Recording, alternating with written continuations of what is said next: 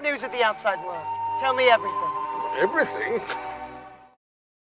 Hello, everybody. Welcome again to Ask the VFX Pros. I'm here with Erwan Leroy. I forgot how you and I got in contact with each other. Was it just through texts and the messages, or? Yeah, just when you published the first interview with Hugo, I just sent you a message, be like, hey, if you're looking for more people, just give me a call, and you answered pretty fast. So. Awesome. So we're going to go a little bit behind where Erwan actually is working. If you want to just kind of give an explanation as far as where you're at currently, and then we'll start to share your history. I'm head of 2D at SpinVFX. That's the place I've been working for the last 2 years. I'm just doing a very short contract right now in Wellington at Weta, and then going back to SpinVFX. Well, I guess the first question I guess we have is if you just introduce yourself, where you started learning on VFX, and sort of just kind of how you got started, if you don't mind. Yeah, sure. I really got started. It was my hobby. I got started around 2000, I guess. My father was like a product designer, and they had access to different CG software at work. They had 3D Studio Max as well as another one called Rhino that was just nerves modeling. And that's the very first thing I touched. I was starting to do modeling on Rhino at the time. And then a little bit of like rendering in 3D Studio Max. Now, at the time, I had no idea what I was doing. Like, I made a teapot, and I was like, oh, my God, this is amazing. I'm sure a lot of people started that way. So I did it really for myself after school for, from 2000 to 2007, I would guess. Maybe 2005, maybe 2004, I'm not sure. I got into After Effects. There was a guy, I believe his name is Ryan Weber, who went on to work at ILM or something like that, who did a tutorial to making lightsabers. And, I saw that. I was like, this is amazing. I want to do that. So, we took a little DV camera from our parents with a friend. And we filmed ourselves doing a lightsaber fight and got onto After Effects and just did that. And then, I was hooked. I kept doing that for a couple of years. And then in 2008, I sent all of that material to a company in Paris, because I'm from France. This company called Riposte. They were just a very new company at the time. They had 3 flame artists and one CG person. And I sent that, and I was like, hey guys, I'm just looking for an internship. What do you think of that? And they're like, yeah, sure, just come on in, like for free, like a free internship. And I ended up working for them for 3 years. So that was the beginning. Advertising a lot. And then I moved to Vancouver. I really wanted to go from advertising to do some film. I packed my bags, got a working holiday visa for Canada, and moved to Vancouver. Tried to get a job there. Got my first gigs in feature film. Worked for 3 years in Vancouver, and then randomly one day I decided I wanted to move to Asia. Got in touch with MPC in Shanghai. They were just opening in Shanghai in China. They were not quite ready yet, so they sent me to London for a few months. I worked in London for maybe 4 months. Then went to China. I spent 2 years in China where I worked for MPC, then worked for another Australian company called FinDesign. And then I was teaching at a school there for the last 8 months I was in China. And then finally I moved back to Canada and went to work at SpinVFX. You're currently at a museum somewhere in Wellington, using the Wi-Fi there. That's correct. I just moved to Wellington last week, and I don't have my own Wi-Fi yet. So the Te Papa Museum has actually pretty decent Wi-Fi connection, so I decided to use that for the interview. Gotcha. Just to be clear, in case there's somebody walking by or something. It was like, yeah, sorry about that. Well, a couple questions we have. So if you would be so kind, could you please just talk about how you started getting into, say, feature films? So, I was a compositor for pretty much my whole career.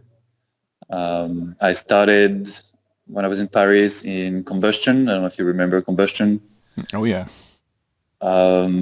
I did maybe a year and a half of combustion before I moved to flame. I did a few years as a flame artist. And then once I moved to Vancouver, there was mostly nuke there. I got to work for Hydraulics that was working on flame at the time. So that's actually how I got the job, because there was not so many people in Vancouver who knew how to use flame, and I was lucky enough to be one of those people, and so they gave me a job, and that's how I got my first feature film gig. And yeah, little by little switched to nuke, and I've been going back and forth between flame and nuke, all these years. In your opinion, there's a whole controversy whenever we have the Foundry user group meetups, whether or not something like Nuke Studio can come aboard. Do you think it still has a long way to go before it has any competition? I really like Nuke Studio. I like how open it is and how much you can customize it. It's not quite the same as Flame is, for example, but it has things that it's better at than Flame is, and then it has things that it's not as good as.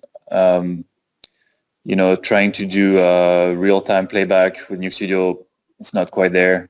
I wouldn't do a client session with Nuke Studio. But for managing heavy timelines and automating it and connecting it to Shotgun and all that stuff, I think it's really much better than Flame. In regards to like we talked about going to China and so forth. Now, are you going as someone that's training up for MPC, or you're training up the people that are there? And also, do you find there to be what's your opinion of the industry kind of emerging in China for VFX? Well, I was in Shanghai, and actually, there's very little feature film work being done in Shanghai. It's, I would say, mostly advertising. I wasn't training anyone there. I was doing sort of like VFX supervision and compositing work as well. Basically, I was a flame artist for MPC there. So, with whatever it entails. I also got to do a little bit of the nuke stuff when I was still going back and forth between nuke and flame at MPC.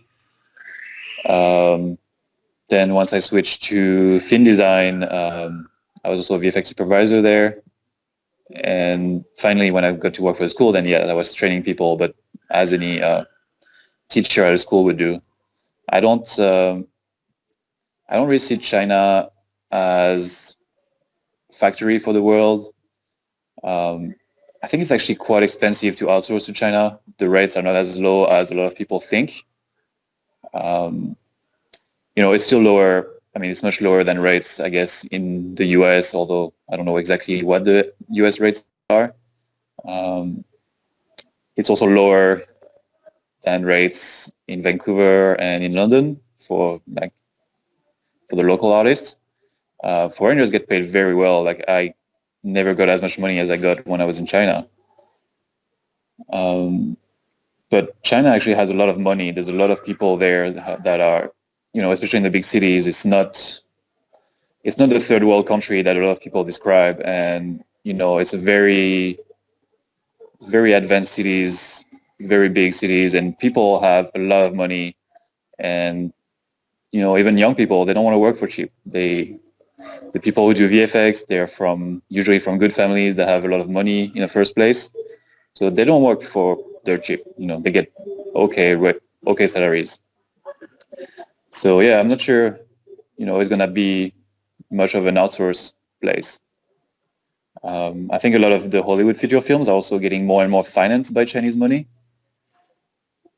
If you look at things like the latest Spider-Man or Venom, I noticed, they're both produced by Chinese companies. I don't know what the proportion of the money they gave, but, some part of the money is coming from there.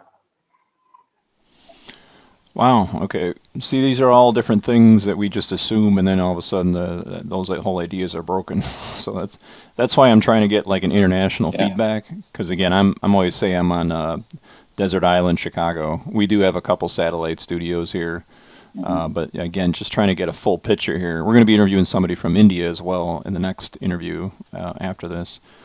But in your opinion, what's it like going from? I know you've moved around a lot. But for yourself, as far as a toll, being what some would call a pixel gypsy, moving around to different locations, and specifically living out in the middle of Asia, where there might as well be, there might be a language barrier versus French to, moving to Canada and so forth. Mhm. Like, how was that adjusting, I should say, and culturally and so forth? Well, myself, I like the traveling. It's something that I did on purpose. I could have stayed in Vancouver and gone on for a few more years there. Um, I like discovering a new city. I like discovering a new country. It's not always easy. Um, I got married a couple of years ago, and now it's become harder to move around. And I think once we'll have children, it's not going to be something that's even possible anymore, or like very difficult. Um, so yeah, something it's great when you're young, you want to discover, you want to see all that, but I don't see it happening too much in the future. I think I'm on the end of all the traveling now, and When it comes to married, it's like I've like I said, I was saying, I used to watch these artists that were being flown out to LA to Chicago, and just going to lunch with some of these amazing artists, and just seeing them being away from their wives and their girlfriends, and they were just like, you could just tell it was weighing down on them, and it was a real shocker. Let's just say that much as far as that. And you could just tell that sometimes it's kind of hard for people to go to do that. yeah. But as far as the life in China, I think that was the biggest culture shock, of course. There's not such a big difference between Canada, Europe, like Toronto, Vancouver is pretty much the same. Paris is a little bit different, but it's not that different. New Zealand, it looks a lot like Vancouver so far. But yeah, China, there's definitely a language barrier. There's a lot of adaptation. I had a lot of up and downs. I would go there and be really lost and feel shit for a while.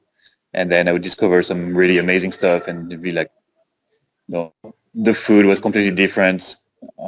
At the beginning, I was very confused. I didn't know what I liked. I kept trying things I didn't like. And then little by little, I tried stuff that I liked, and then I got to know what type of Chinese cuisine I liked, and it's like, oh, now it's amazing, and I miss it when I'm not there. But yeah, it takes adaptation. There's a lot of cultural barriers that you have to go through and discover before you really feel comfortable. I got a student that he's a lead at ILM, and he had to. I'm not sure the whole backstory behind it, but obviously his first experience at ILM was going to Singapore, and I believe he's back in the States now. And I can't imagine what kind of culture shock that is, for what it is.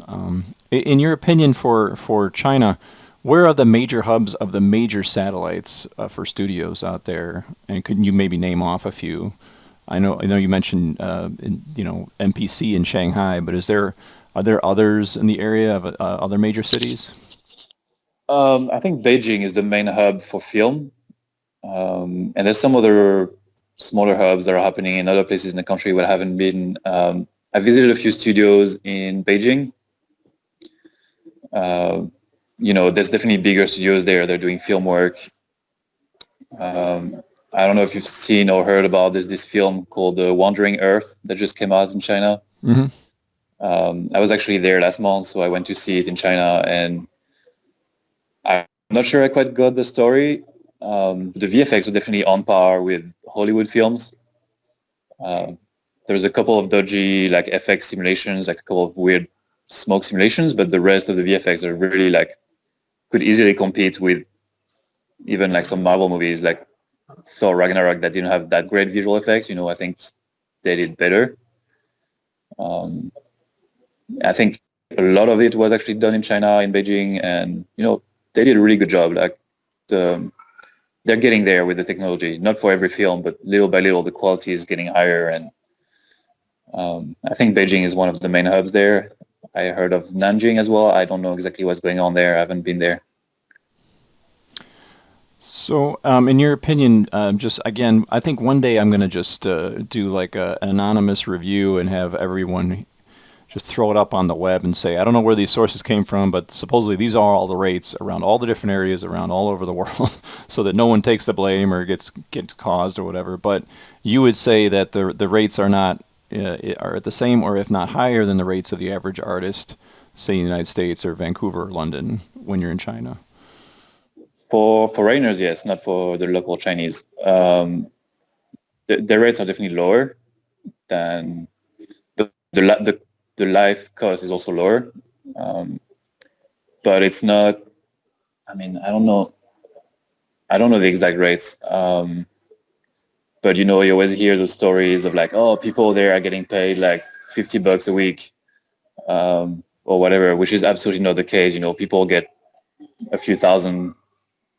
They get a pretty decent like living wage. It's not. I think there's also a lot of studios charging a lot and then trying to pay the artists for very low wages. But that was going well when the industry was very young there because nobody had experience.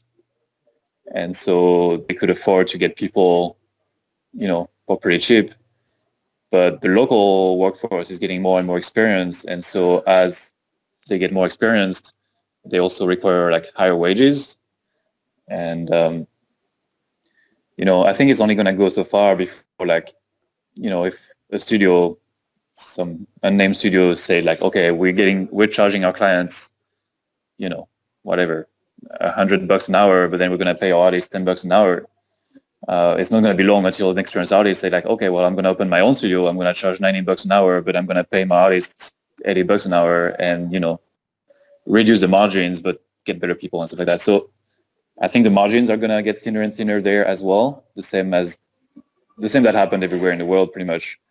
At the beginning, you can afford to get very high margins, and little by little, the artists realize that, okay, I can just make my own studio and get better wages and, reduce that. I'm seeing a pattern of opinion between you and Richard and Hugo on this subject, by the way. Well, I don't know. I think we sort of agree. I mean, I was watching their interviews as well, and I think at the end it's sort of all the same. Like things are equalizing a little by little. With the countries where the wages are very high are sort of going down slightly, little by little, and the countries where the wages are very low, I think, are starting to go higher little by little. There's definitely the price of life, that still makes a big difference of how much people need to live. But yeah, I see it in the future, I think, equalizing slowly. If you guys would like to learn more about Erwan, you can go to erwanleroy.com, and he has a really good blog here. If you go /blog, /blog. Do you want to talk a little bit about your blog that you have on your website? I mean, I don't post very often. I just like, whenever I'm very interested in a certain subject, I will, and usually when there's a holiday and I have a bit of time, I'll just go there and then just write a little something that either is something that I faced recently that I had to solve. Like, I had a few articles that I posted there that was just, for example, the position pass thing. It's like, okay, how do I do that in V-Ray? It's like, oh yeah, okay, that's how I do it. Let's just put it out there so I can refer back to it later, or people can also access that knowledge. Some other things is I've had, I've done quite a lot of training of people, and people have been asking me, hey, how do I get started with Python, or how I do this thing? So, I give them a short answer, but then I'm like, okay, maybe I should just write an article about it because people ask me so often how to do that. Let's just put all that knowledge that I have to offer just up there, and, it saves me a little bit of repeating myself too much, and then I can just point people at the page. Yeah, we were talking about so much of what makes a great artist is just being giving and giving back, And for myself, my training, most of my training is free through my website just to help people out, and that's a rewarding, to himself. I'm not to a level that you're at, obviously, but at least I try to help other people kind of get an introduction to Nuke and so forth. Yeah, I think we have a pretty good community in VFX, and almost everything I've learned, almost everything I know, I've learned from the community. Like whether it's another artist at a studio that gave me a little tip or a little trick, or, you know, I always think that Google was my greatest teacher. A lot of problem solving, a lot of issues that I've had, I jump onto Google, I search for a while, I see some, either the actual solution or just a partial solution, but at least points me in the right direction. And yeah, I've learned so much from people sharing online, for free. People like yourself, people on the forums. I wouldn't be anywhere without all those guys who share. So I was like, okay, yeah, it's my responsibility to give back and, be active on the Nuke forums and just share anything I know and give it back to the community if I can. So let's, if you don't mind, I'd like to go over just a little history of your IMDB, if you don't like. I know you probably have a lot of commercial work and so forth, but this has always been my sort of library of listings for people. So did you have any, besides being almost, so you would proclaim yourself to be self-taught, right? You didn't go to no university or nothing like that. I didn't go to school. I went to sort of a general arts high school. Where I had a little bit of training in fine arts and, painting and art history and all that. I was really shit at it. I'm definitely not an artist, like in the traditional sense. I got by slightly, but yeah, there wasn't. I got in there hoping that they would teach some computer art and stuff like that, and I found out, as great as my teachers were, like in all the traditional arts, they knew next to nothing in computers. So, it was maybe a weird expectation of me to have, but yeah, I got in there expecting that there would be some of that, but it made sense that it was just regular traditional arts. So I did that for a few years, and then I didn't even graduate. When I was about to graduate, that's when I got my internship opportunity, and then I just left, and maybe 2 months before graduation, I just went for the internship and never came back. I teach VFX and so forth, but I've taught at different colleges where they got sort of like these so-called dinosaur 2D guys, and then of course there's the higher on the tech reality, and then also at schools it just seems like unfortunately we only have 3 categories: modeling, animation, and compositing. We try to introduce a little bit of, like, on the side, some classes for rigging and for effects work. But it seems like anybody that kind of loses themselves from or doesn't have the talent in more of the artistic, they're going to fall out of the modeling and animation concentration and go jumping into compositing just because, hey, I'm not good at these two, so why not this one? So it's always like a bad scenario. Like I said, I hope to do a documentary someday about VFX schools and liberal arts schools. I could write a whole book on it, the good and the bad and the ugly, So, okay, so let's start out here. So the first thing I see on here is 2012, The Twilight Saga. Do you mind talk about your job there? Yeah, I mean, that was my first feature film when I studied at Hydraulics. So like I mentioned before, that was the first job I got in feature film when I was in Vancouver, because they were using Flame and I knew Flame. So it was convenient for both of us. That was mostly... they had some kind of battle sequence. I guess it's the latest movie of the Twilight Saga. Had some battle between, I guess, the good vampires and the bad vampires, something like that. That was just all shot on green screen in studio, and we had to put matte paintings of the forest and the mountains and snow and all of that. So there's just a lot of shots of the same, like really, like, I think pretty much every single one of my shots were from that same sequence, just different shots of it. It's a very long sequence. Now, if you don't mind me asking, like, was it just basically on your reel and your independent work that got you the gig there, or did you know somebody on the inside, or was it just... No, it was very, like, when I got to Vancouver and I started interviewing for different companies there, I think it got really tough at the beginning. I had 3 years of experience on Flame. I did another job at a small studio in Vancouver that was all After Effects, and we're mostly doing YouTube videos and videos for College Humor. I don't know if you remember that humoristic website. So it was more like smaller videos, smaller sketches and stuff like that. And then I was like, okay, I'm here, I'm in Vancouver, I need to do some feature work.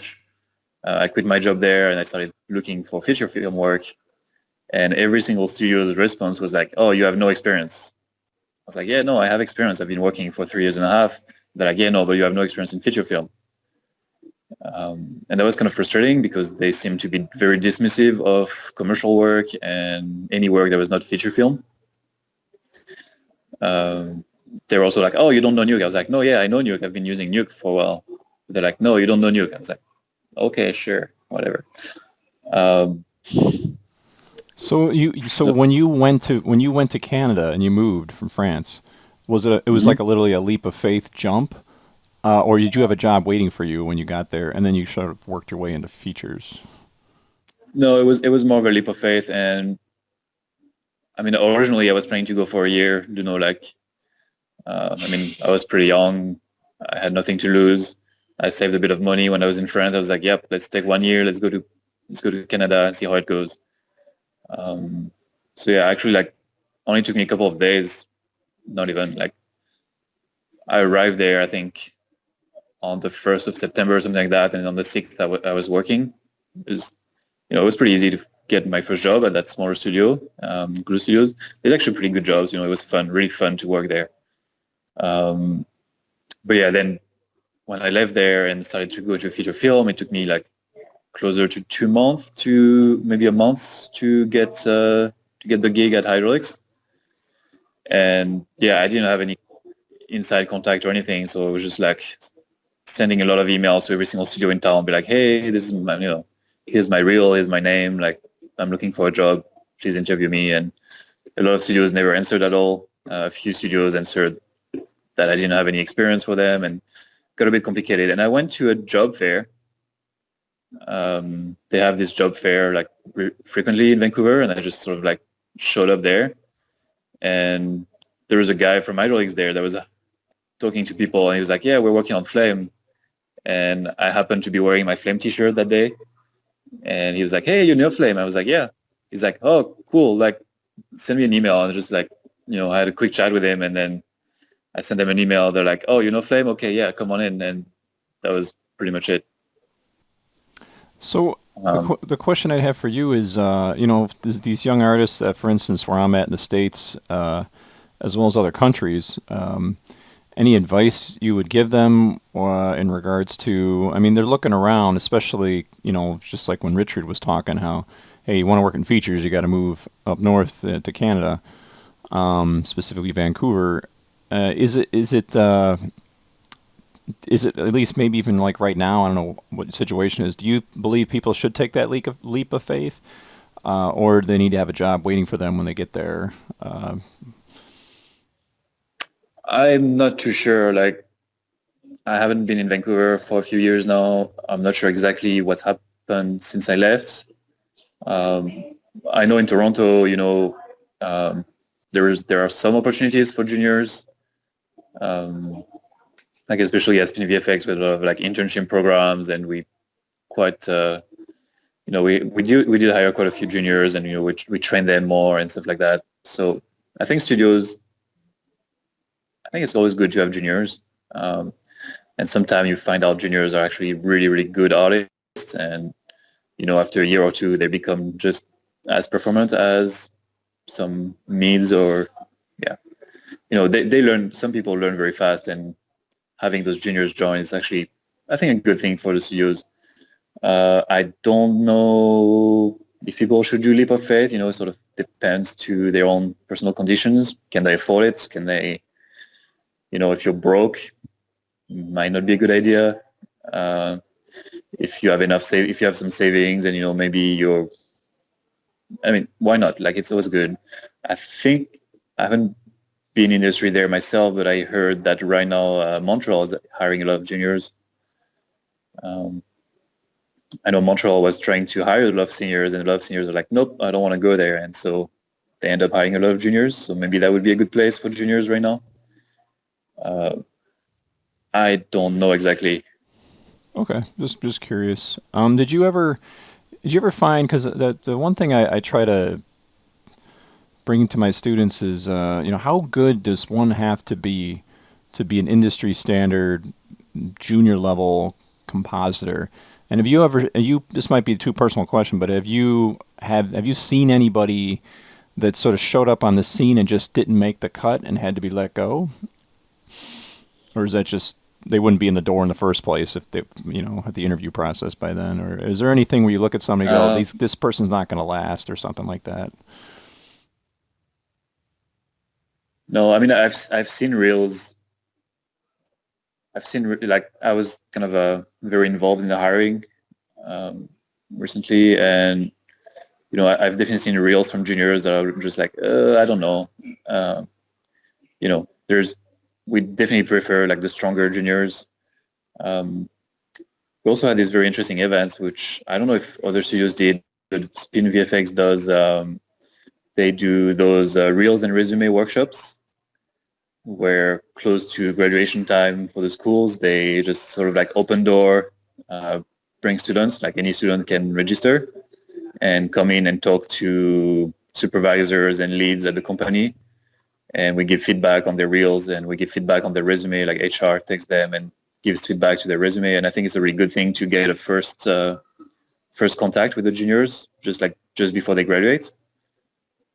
And, you see people there that don't have the level quite yet, but, with proper advice and stuff like that, sometimes some people that didn't have the level, they get back to us a couple of months later and be like, hey, I updated my reel with the feedback you gave me. What do you think of it? And you're like, yeah, that's a great progression. And you're like, those people, they're learning fast, even though maybe the work is not great. You can see that they're making progress fast. I think for the juniors, there's a lot of, it's a lot about your personality. Like, we talk to juniors, and if they're very cocky and very like too proud of themselves, that's the people that I don't really want to hire. And the ones that are really eager to learn and really excited, very motivated, those are more the people that I would like to get in touch with. In your opinion, being one that does the hiring and looks at the reels, for people out there that want to like tweak their reel and be specific on what they should have in their reel, is there things that you looked at and say, I'd like to see less of this in reels, and then you would say, I would like to see more of this in reels, in regards to who I would personally hire? Surprisingly, I would say I get a lot of very bad applications where, the emails that they send don't even have a subject line, or, it's full of typos.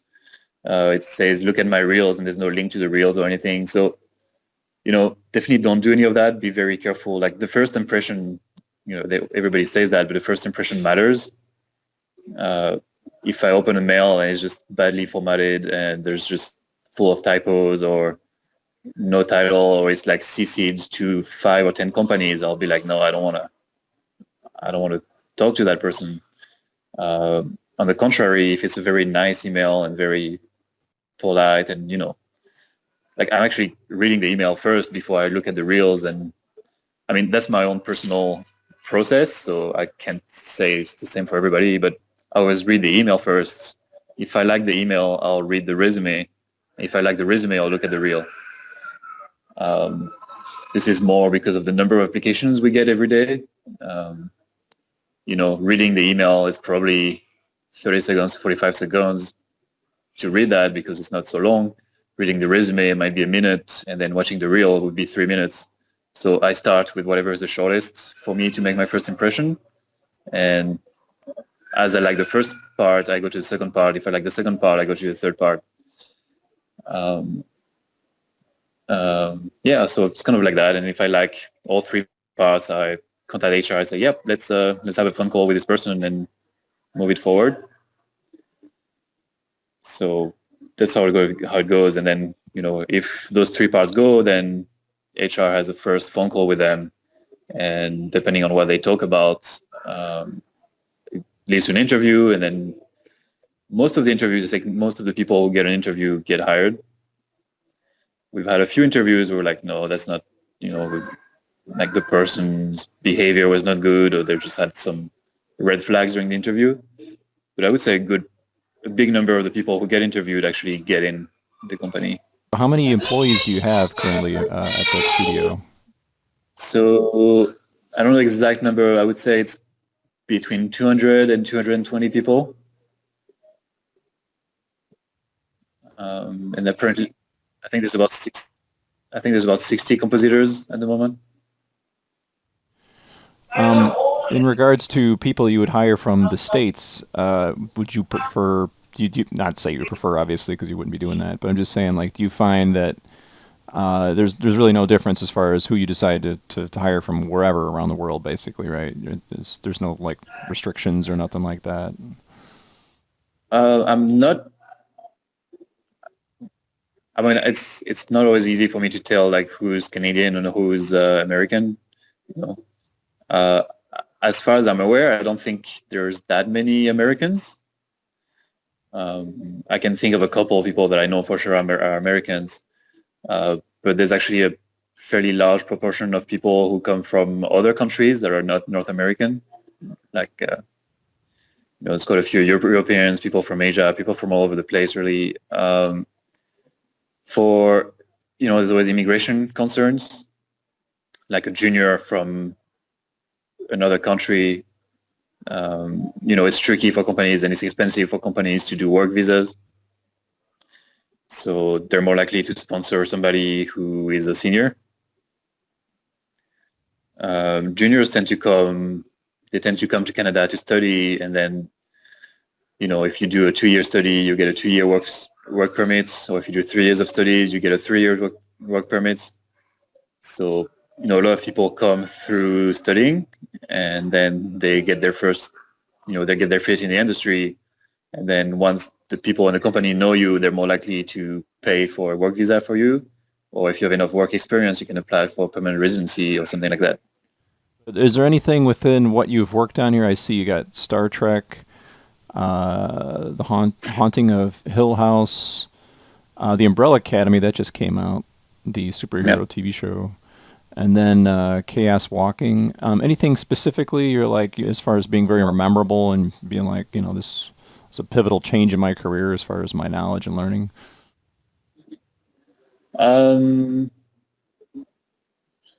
I don't know about that. This project I've really enjoyed working on. There's like some projects that are surprising hits. When I was working on the Haunting of Hill House, I didn't have much expectations for it. I mean, I didn't know much about it really. It was some horror show.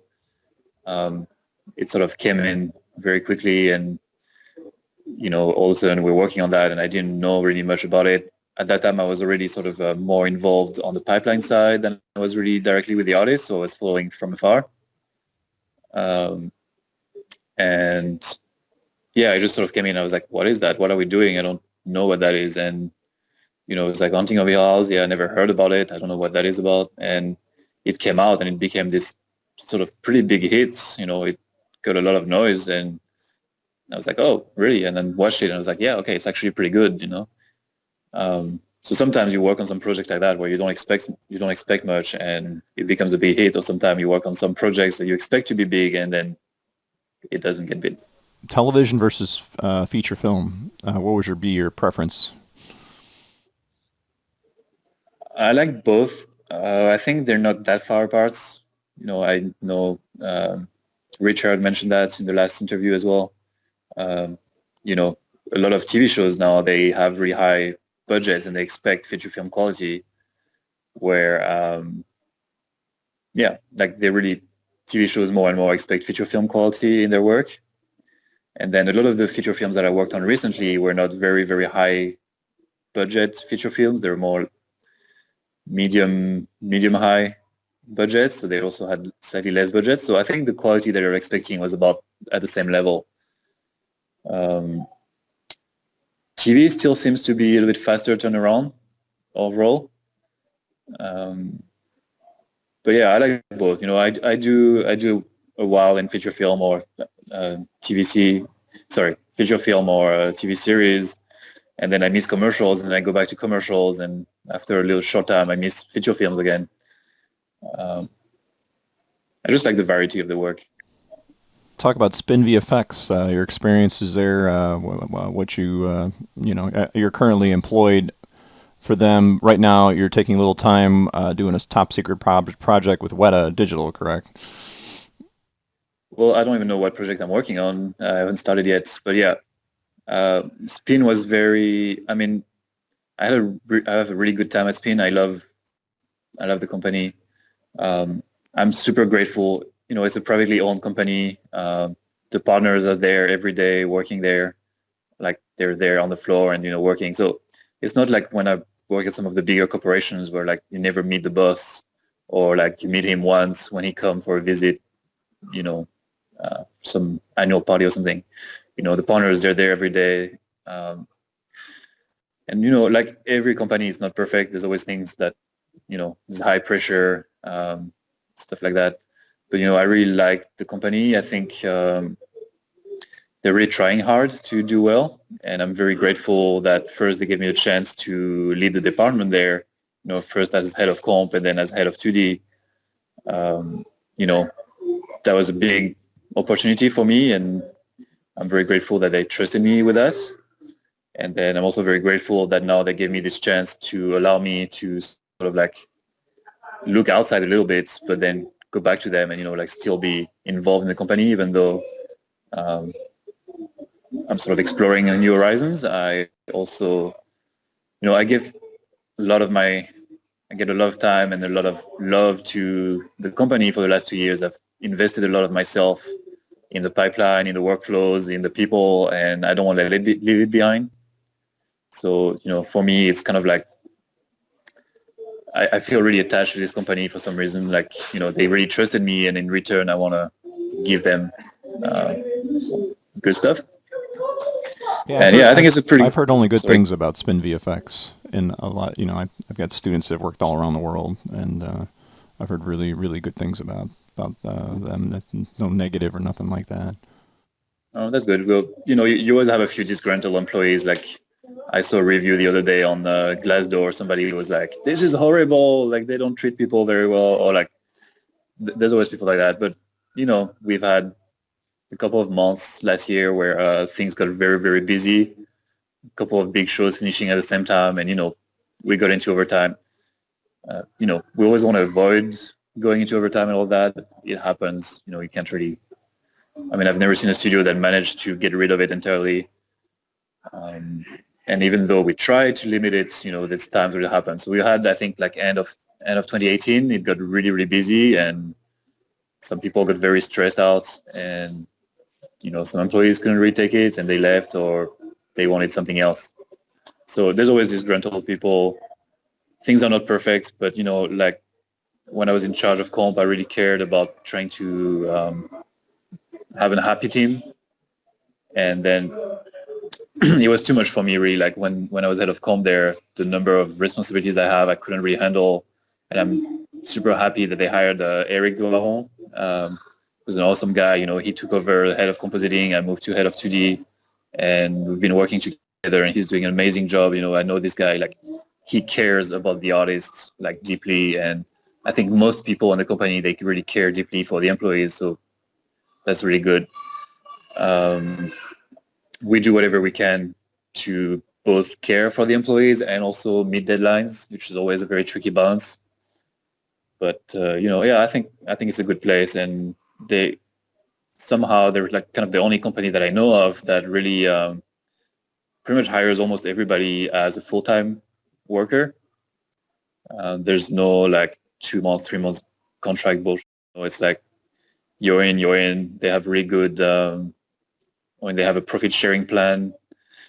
They have a few good things. Like they're trying to take care of the company, and they're also trying to give incentives so people stay there, because the market in Toronto is not. I think the VFX market in Toronto is not that great. There's a couple of big companies. You know, Mr. X is there, and Soho VFX as well. But it's nowhere near the same market as Vancouver or some other places. The talent pool, you know, artists tend to go to Vancouver. They tend to go to other places as well. So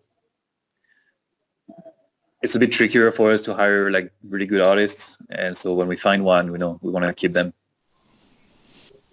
What I would like to do is kind of segue here with just some questions from some of the people that have been asking questions online. Yep. If you don't mind. Yeah, no worries. Okay, so let me start off where we were last time with Richard. And again, some of these questions might come off. Remember, I'm not asking them; these people are asking them. So some of them might seem simplistic or general or something. And I'm just going to try to just verbatim say what they've basically said here. The first question I have for you is from Raja Lavender. Are there any options as junior compositor students to do any distance freelance? I'm in a VFX school but would like to work on more professional shots where I have some time over. It could be a nice way to learn and earn some pocket change if possible. For working remotely as a junior artist, it might be slightly tricky for some of the bigger material, for feature films or for big TV shows, mostly by the confidential nature of those projects. There's very high security. It's very tight for the studios. They have a lot of security audits that they have to make sure that, they respect certain rules for confidentiality. So any of those sort of big studio projects, it's probably not going to happen. For smaller projects, there's always a few projects where the confidentiality is not as high, and studios are allowed to outsource some of it and send to some remote workers. But even that, I think they would send to people they know, people they trust. So most of the time when I've seen remote workers, it's people that used to be in-house in the studio and decided to leave, and those are sort of the people that usually get the jobs remotely. But yeah, I'm pretty sure like if you lower your expectations and go with smaller projects, amateur projects, I think it was Hugo. I'm not sure if it was Hugo or somebody else that was mentioning, find some local filmmaker that's making a movie and help them. Even if they're not local, just find a filmmaker, like some person that has a smaller budget or very little budget, and try to help them remotely. That might be more a possibility. It was actually one of my very first experience in the industry back in 2007, I think. I did some rolo for some amateur feature film. And yeah, that was it. Like I never met the guys. They sent me some shot. There's like rolo this. I did the rolo and I sent them back. There's been a So couple of I've been just because it helps to kind of publicize the website, VFXforFilmmakers.com. Is what I do is I get on a lot of Facebook pages, but I find there's also a lot of postings of people like, hey, here's some pics from this really high quality film I'm working on. Anybody want to do some roto for cheap or roto for free, whether it's a film student or something? And I found that to be a good resource too. So yeah, as long as it's not people taking advantage, yeah. I would say anyone who actually has a budget for production, they shouldn't try to get VFX artists for free. If they're doing something out of their own pocket and have no budget and they're really doing everything for free themselves, I would say that's the only time when it's okay to ask somebody to work for free. And even then, it's a little bit. If both parties think that they're getting a good deal out of it, I think that's what matters. If you really need images to put in your reel, okay, sure, go for it. If you don't mind, but I wouldn't say that's something you should keep doing. Like, yeah, it's really like if you're gaining something out of it, go for it. But otherwise, at least ask for some money. I got a question here from JB Bartz, and this is actually specific to someone that has worked at MPC. He says, can you explain a little what it's like to work around crunch time at MPC, maybe for your specific department too? Is there a lot of pressure to have to work late daily and weekends at all? And are the workloads and artists, including yourself, managed well by superiors, in your opinion? So I guess my experience at MPC was slightly different because I was in the advertising department. So there is crunch time, there is overtime. When I was in MPC London, they would frequently ask me. If I would want to work longer hours and stuff like that, and I pretty much always declined, and didn't really get into trouble for declining. But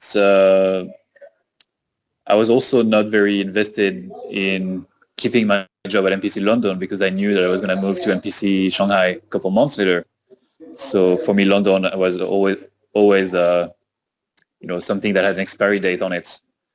So I wasn't too pressured by the people there. So it might have been slightly different. I'm not exactly sure what the other people felt. I've met a lot of people there that were working very long hours. They were working very late at night. I think one thing that sucks with London a little bit is that they don't, well, at least when I was there, they didn't pay for overtime. I don't know if things have changed there. Where, pretty much every other country I've been in, there's either overtime pay or time in lieu. Even when I was in China, when people work overtime, they get time off for it. So I think London was a little bit different in that regard. No, I've never really felt threatened or anything like that when I was in NPC, but I know a lot of people felt that, they had to work very long hours to keep their job. So I don't know the extent of the truth there. It's really just hearsay, so I don't want to talk too much about it. Yeah, Vortex Show had a similar question, but I'm going to kind of put that one out pretty much past us here. Paypon, I think it is demo reel tips for getting a job as a junior compositor. Do compers need to know everything about 3D apps like Maya Houdini? If so, how should they approach that? I mean to say that what are the skill sets of compositors in general and how comping and photography filmmaking are related? How a compositor would approach photography filmmaking to be a better comper? And last, give some valuable tips for aspiring compositors and what would be their learning paths. Okay, that's a long question. So I'll start with the first part about the demo reel. I think a lot of advice is the same advice that most people give. Keep it short. Only keep the best of your work in there. I would add have a good presentation to it, like not necessarily in terms of making a crazy intro of everything, but keep it clean. It has to feel professional. It has to feel like you know what you're doing. Nothing has to feel like it's a mistake. Like I've seen some reels where there's it plays a shot and then there's a frame of a shot in between or something. Like there's just weird little mistakes. And for me, I read the resumes and people are like, oh, I'm very detail oriented. And then you watch the reel and it's like, oh, what? There's a frame pop there. There's something weird happening there. And there's some just things I feel like they're not actually very detail oriented.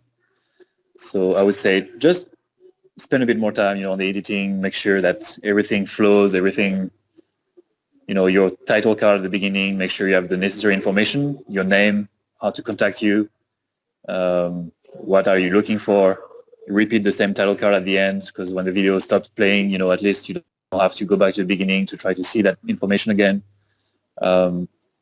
Just little things to make the life of the person who is hiring and who's looking at your reel to make their life easier.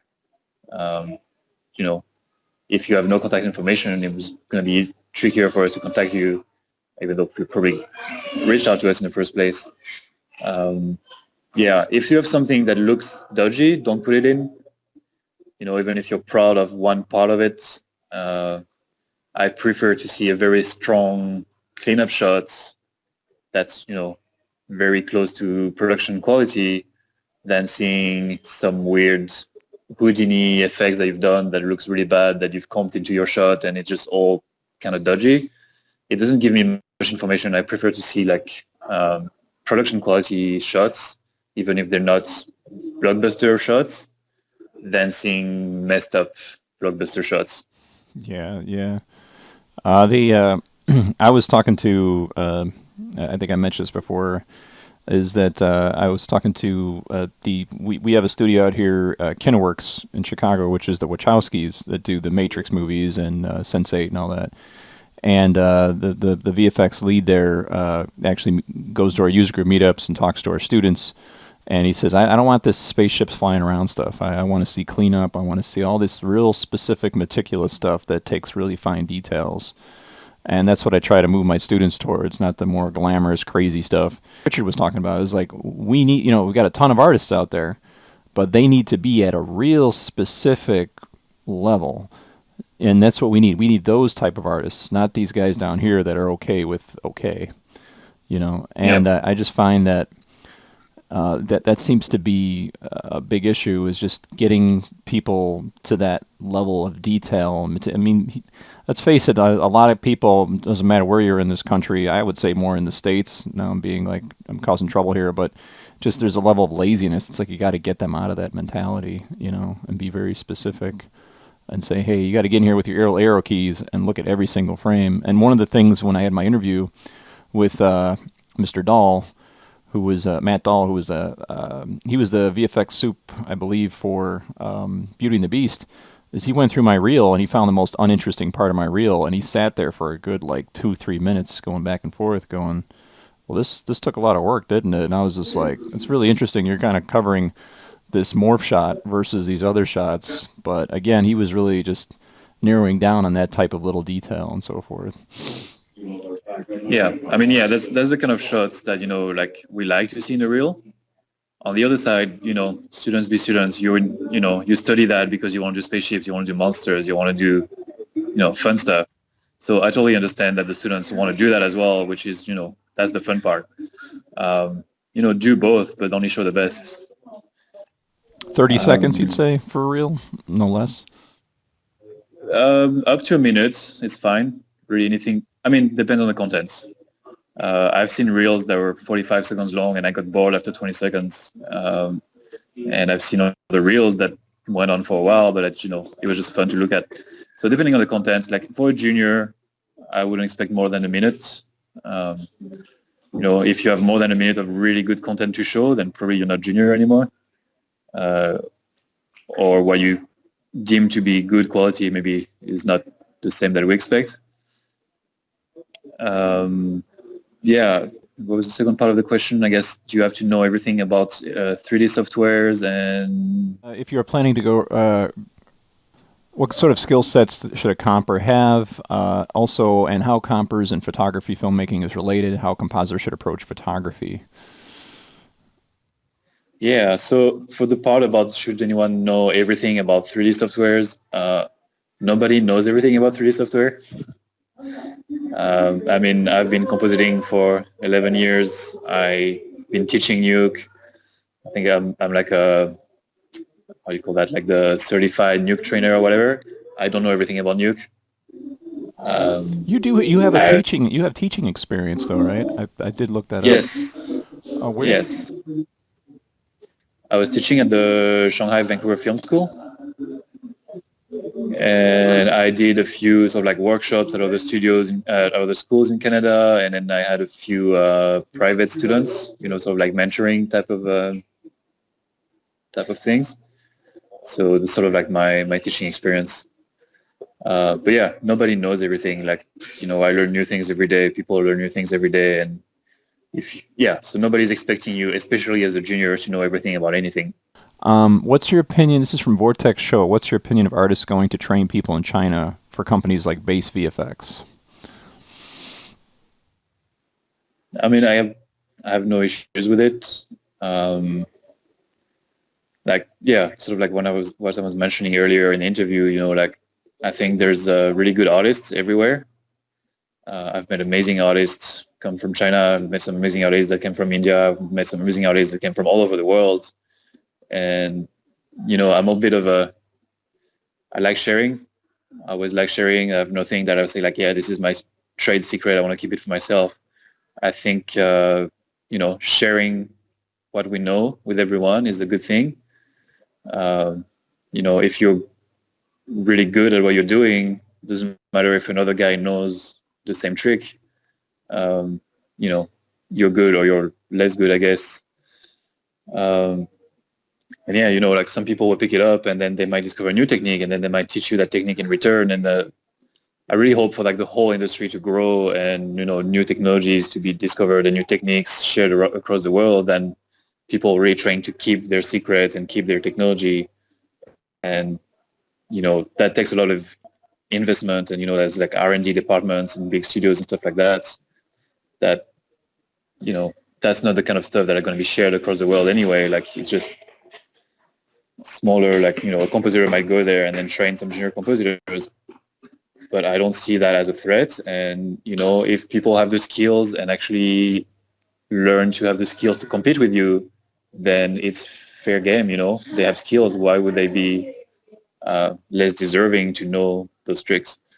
So for me, it's really about, the VFX industry is very global, and I think everybody deserves their share.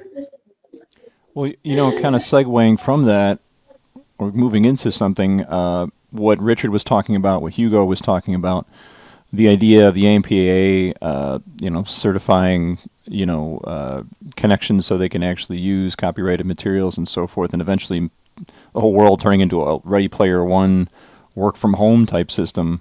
You can agree to disagree, or what do you think about all that, as far as the future of VFX and working mobile?